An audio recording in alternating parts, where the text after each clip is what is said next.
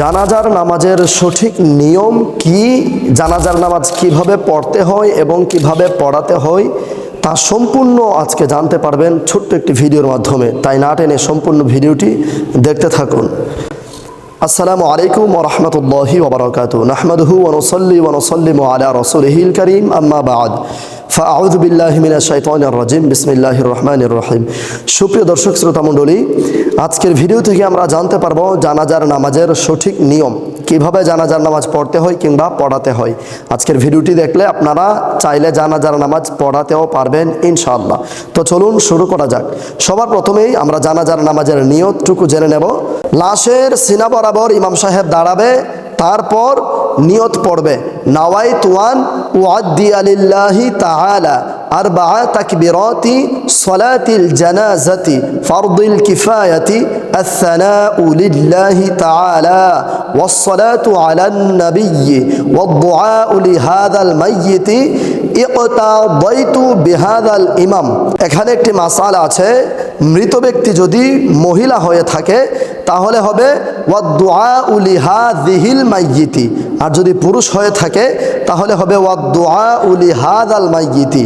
যদি আপনি ইমামতি করে থাকেন তাহলে বলবেন আনা ইমামুল লিমান হাদরা ওয়া মান ইয়াহদুরু মুতাওয়াজ্জিহান ইলা জিহাতিল কাবাতিশ শরীফাতি আল্লাহু আকবার। আর যদি আপনি মুকতাদি হয়ে থাকেন তাহলে আপনি পড়বেন ওয়াদ-দুআউ লিহাযাল মাইয়িতি ইকতাদাইতু বিহাযাল ইমাম ওয়া মান ইয়াহদুরু মুতাওয়াজ্জিহান ইলা জিহাতিল কাবাতিশ শরীফাতি আল্লাহু আকবার বলে নিয়ত বেঁধে নেবেন। নিয়ত বাঁধার পর হাত একদম নাভির নিচে ছেড়ে দেবেন। তারপর আপনি পড়বেন সানা সুবহানাকা আল্লাহুম্মা ওয়া বিহামদিকা ওয়া তাবারাকা ইসমুকা ওয়া তাআলা জাদ্দুকা ওয়া জাল্লা সানাউকা ওয়া লা ইলাহা গায়রুক। এটা পাঠ করার পর তৃতীয় তাকবীর দেবেন।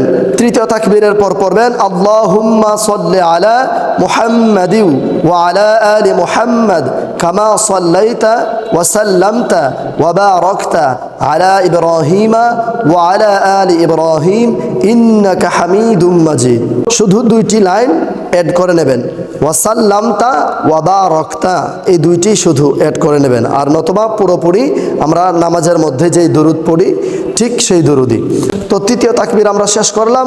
চতুর্থ তাকবীর দিয়ে আমরা পড়ব আল্লাহুম্মা গফির লিহাইয়িনা ওয়া মাইয়িতিনা ওয়া শাহিদিনা ওয়া গায়িবিনা ওয়া সাগীরিনা ওয়া কাবীরিনা ওয়া যাকারিনা ওয়া উনসানা আল্লাহুম্মা মান আহইয়াইতাহু মিন্না ফাআহইহি আলাল ইসলাম ওয়া মান তাওয়াফফাইতাহু মিন্না ফাতাওয়াফফাহু আলাল ঈমান বিরহমাতিকা ইয়া আরহামার রাহিমিন।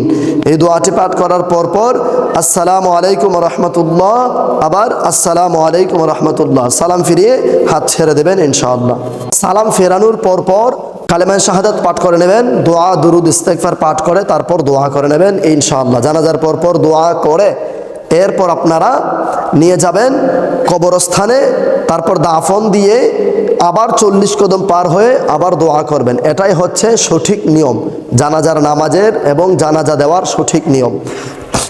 জানাজার নামাজের বাংলা নিয়ত হচ্ছে 4 তাকবীরে জানাজার নামাজ ফরজে কেফায়া। ইমামের পেছনে ইক্তেদা করিলাম আল্লাহু আকবার বলে নিয়ত করে নেবেন ইনশাআল্লাহ।